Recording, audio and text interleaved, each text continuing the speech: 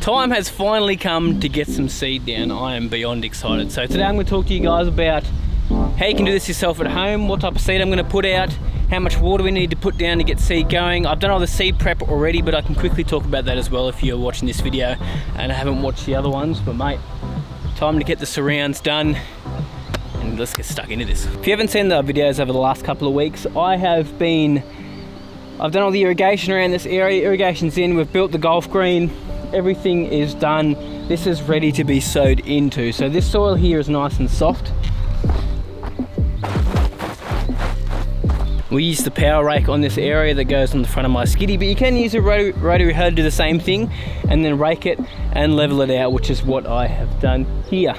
We've set the heights of our sprinklers. I've trimmed these trees back just recently so we let some more sunlight in, because it is about 1 o'clock in the afternoon. There's still a little bit of shade there. By the time it gets to about 3 o'clock though, we do get sun, or even 2 o'clock, we get sun directly there for the rest of the day, so the ryegrass will be fine there. I've also put some rocks through here just today, as you can see, just to stop everything going into that drain, which that drain actually runs underneath the green, which I put in a couple of months ago. So it's all happening, it's all ready to go. So let me show you guys the seed. So today we're using a drop spreader. This is one that I bought from Bunnings a long time ago, and the reason we're using a drop spreader is because if we use the broadcast spreader, there's a chance that the seed will flick onto the green. We do not want our surround seed in the green, that would be painful. So drop spreader, so it's going to drop straight down onto the ground. And then we are using a blend of ryegrasses like I spoke about last week. This is the blend here. This is a couple of SR varieties like at my old house. Custom blend that is also available on my website if you guys are interested. Yeah, today we're going to be putting this out at about, we're going to go on the high end of the rate and go 5 kilos per 100 square meters. So the green surrounds are close to 500 square meters. So we'll be putting out about 20 kilos, is that right? 25 kilos, sorry, of this. I've got some left over for over sowing, but we're going to put that out today with the drop spreader. So we're going to have to go over this in a couple of directions, well not directions, sorry, over a couple of passes. So I'm going to go over this probably 2 to 3 times to make sure that we don't miss any spots. Now if you're on a home lawn that's like a square or even a circle or something, make sure you go in a couple of multiple different directions. It's going to be a little bit harder here because we're only going probably 2 meters wide on this. A couple of areas we will go a tiny bit wider, but we're not going super wide with this at the moment because we will have our fairways, which will be a couple of different grass types leading up into them as well. I mean, we can always oversow a little bit further in the future, but today that's as wide as we're going. Let's just put it out, honestly. Let's just get it down. So that's our ryegrass seed just there. Not super fine. When I show you guys the bent grass in a couple of weeks, you're gonna be very surprised. Yeah, the setting on this I've already got set from when I last seeded my ryegrass lawn actually at the old place. So we're sweet to go, but you just basically go on a lower setting for the first time and adjust from there if you've never used one of these before. Now, I do keep getting the question about that black barrier around the outside. That will be cut down once we have sowed the outside of the green and also the bent grass as well. It's just basically so the seed doesn't wash onto the green. We don't get soil and stuff going onto the sand as well until we've got coverage on both areas. Then I'll cut it below the soil level, probably a couple of inches below, and get the job done because it's only black plastic, so it will be fine.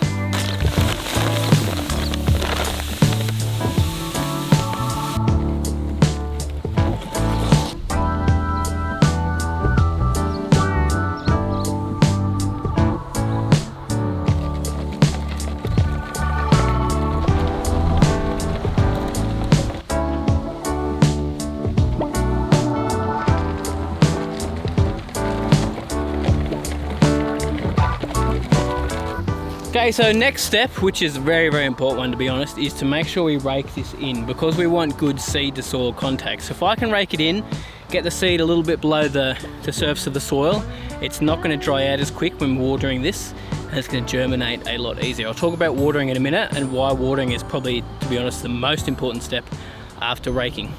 So to help with that seed and soil contact, we're going to use a roller today. I'm going to use the roller on the back of the cylinder mower here, just because it's my heaviest mower at the moment. Just basically so that we compact that seed down in the soil a little bit, just so it's not super loose. Not that it's going to be too much of a problem because we haven't got heaps of rain predicted, but it's just going to sort of help you a little bit if you've got rain on the way. We've got a couple of days of 1 to 5 over the next week, which is why I want to get the seed down now, and one day that's 5 to 10, but I've got a feeling it's going to back off anyway. So perfect sort of weather for seeding, and our temperatures here at the moment are starting to drop. So today's 19 degrees. We get back into the 20s next week, 25, 26. I think one day it gets up around 28, then it starts dipping again. So this time of year here in Orange, like February, we tend to get weather that's constantly like this. And I want to give this a few months to establish and get quite a few cuts in it before frost hits. So not that we tend to get frost out of town here, but you know, I just want to get on top of it. So that's why we're sowing in February. You could do it in March if you wanted to, but I've always done it in February in Orange, which February climate, I mean not February, Orange climate's going to be similar to somewhere like Melbourne. Anyway, most places in Victoria, they don't get stinking hot. You guys might stay warmer for a little bit longer. Canberra is very, very similar here to Orange. A lot of the places in the Central West, you can honestly start thinking about sowing down grasses like ryegrass, Kentucky bluegrass, bent grass, which we're doing on the green. You can start, and tall fescue as well. This is the time of year to start thinking about it, or time to start over sowing as well. If you want to, if you're somewhere up in Queensland, I mean, you could wait another month, 2 months, 3 months, you know what I mean? Because you guys could even do it in the middle of winter and it would still come up. It's a completely different climate, but anyway, let's roll this in and then fert and then water. Right, so now we're up to the fertilizing stage. This is going to be sort of like a starter fert, something you put down with your seed. So the seed I'm using today, fertilizer, sorry, is my Proliferate fertilizer. So great for autumn time, great for autumn seeding, or just great for seeding in general to help it come up and give it the nutrients it needs when the seed first germinates. So I'm going to put this down at the same time. Some people like to put it down a week before, some people like to put it down a couple of weeks after the seeds come up. I just like to put it down while I'm putting the seed down. Might as well do it. So we're going to use 2 kilos per 100 square meters on this today, so 10 kilos all up is what we're going to use. Let's get it out. Now the watering is the most important part, I find, of getting your seed to germinate, so we need to keep this moist at all times. So generally I water it 4 times a day, 7 o'clock, 11 o'clock, 3 o'clock and 7 o'clock again. I might adjust a little bit here and there depending on how much water it needs, and I generally only go for 10 to 15 minutes on each sprinkler. Now these things chuck out a little bit more water than those MP rotators they used to have at the old place did, so we could probably get away with 7 or 8 minutes because we're constantly watering and the temp's a little bit lower at the moment. But this for you guys for seeding, make sure you're keeping it moist at all times. If you don't have automatic irrigation, I'd highly recommend you go and buy yourself a tap timer from Bunnings or any trade place. There you can basically set your hose or your backyard sprinkler to come on a couple of times a day. They're about 20 bucks, they're not too expensive. But yeah, definitely the most important part, you need to make sure you get this right, and then from here it's just waiting for it to germinate. So ryegrass can germinate anywhere from 3 to 7 days, I think it is. I did a trial with this grass inside in a container and I got some coming up in 2.5 to 3 days, so definitely comes up pretty quick, which is good. So I'll probably have an even update at the end of this video, we'll see, because this video will be out in a couple of days, so we might have an update at the end. Show you some ryegrass seedlings, we'll see.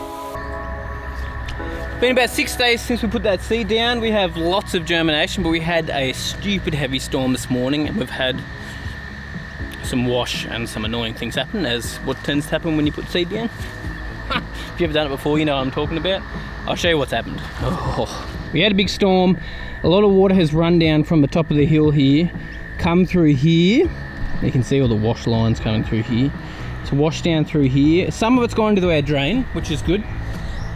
As we can see, some of it's come through the drain here, but a lot of it's actually snuck up around here, gone up through here and washed out through the green. And guess what it's done? Unfortunately, it has washed seed onto the green. So the water got so heavy through here that it pulled up and actually pushed my barrier over in that spot just there where I've got those stakes sitting just now. As you can see, bro, and it's washed seed all over the green.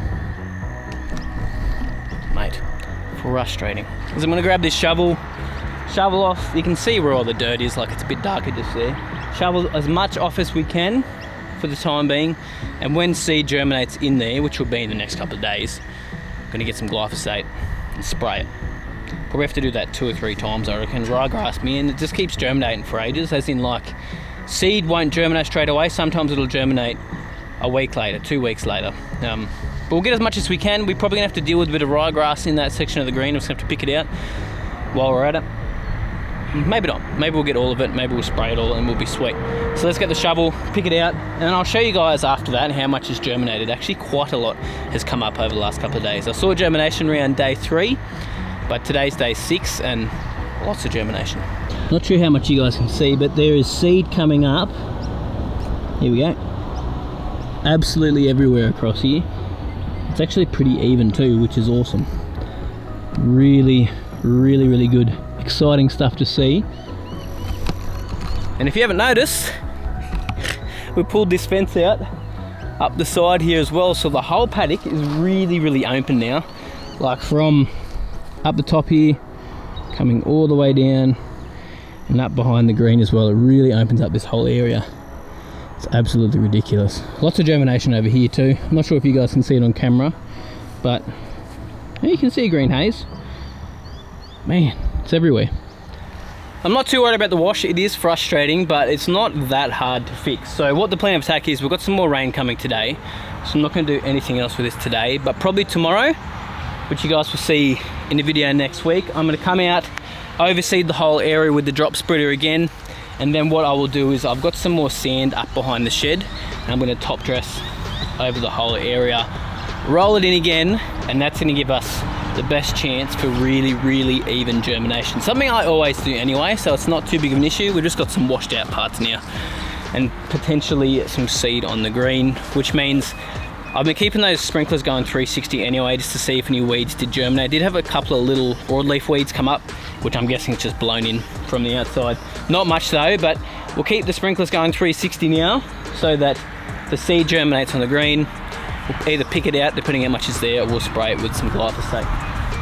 Yeah, that's the plan of attack over the next couple of days. So that's gonna be it for this video. I'm gonna wrap it up. Thanks guys so much for watching. Appreciate yous. Can't believe we got to this stage. Super exciting, but anyway, I'll see you later.